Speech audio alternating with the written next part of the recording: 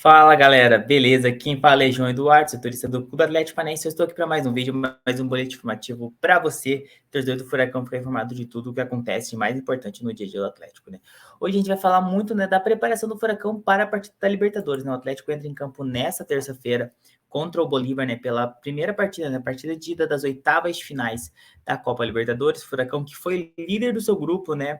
Estava no pote 1, né, do sorteio, pegou o Bolívar, que foi segundo colocado, estava no grupo ao lado do Palmeiras, né, passou na segunda posição, e agora no Furacão vai encarar a equipe boliviana, que terá o primeiro jogo na terrível, né, na famosa altitude, né. O torcedor mais antigo do Atlético vai lembrar, né, daquele fatídico 5-5, né, um jogo que o Atlético estava vencendo de 5-1 e tomou um empate em 5-5 lá, né, já mais de 20 anos atrás pela Libertadores, mas o Furacão então vai novamente encarar a altitude da Bolívar para enfrentar a equipe do Bolívar, né. Na escalação, o Atlético ainda tem um desfalque, né, do volante Christian, que segue lesionado, né, não está com a delegação na Bolívia. Outro jogador que não está com a delegação é o zagueiro Thiago Heleno. O Thiago Heleno tem um problema de saúde, né, por questão médica, não atua em partidas na altitude. Então o Furacão não terá o Thiago Heleno para essa partida. Na zaga, quem deve jogar é Zé Ivaldo e Kaique Rocha, além da opção também de Matheus Felipe. Mas a tendência é que talvez jogue Zé Ivaldo e Kaique Rocha como titular. Zagueiro Kaká também está entre os relacionados, né?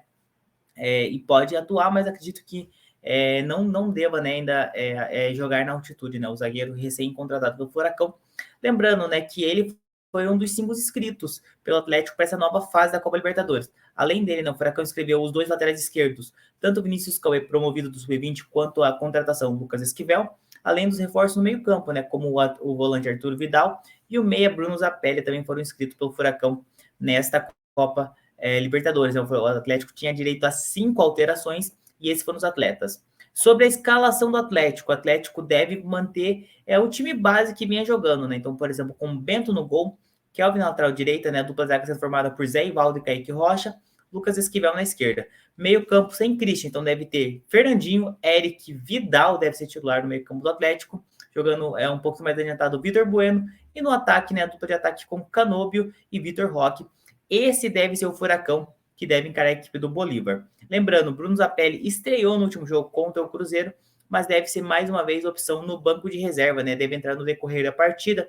Vai lembrar, altitude, né? Então, alguns atletas sentem mais do que os outros, então a gente pode também ter mudanças pensando nessa parte de desgaste físico. Então vale ficar de olho para saber como foi o Atlético treinou nessa segunda-feira, né? Como vai ser a adaptação dos atletas também nessa terça-feira, é o dia do jogo lá em La Paz. Mas a tendência é que seja esse o time titular, né? O Furacão vai com essas opções.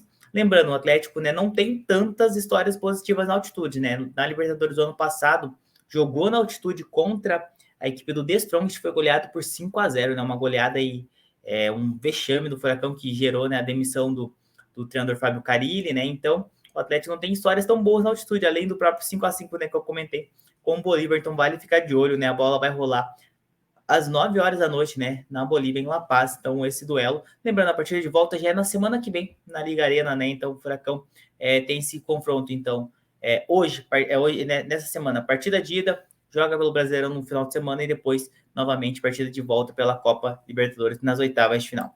Lembrando que essa e outras notícias você acompanha em esportes.com.br/Atlético. Lá você fica informado de tudo que acontece no Furacão, então lá você não perde nada do dia a dia, seja sobre movimentações de mercado, né? Está acabando a janela de transferência, seja sobre já o duelo da Libertadores e tudo do Furacão você acompanha lá. Muito obrigado, galera. Grande abraço, até uma próxima.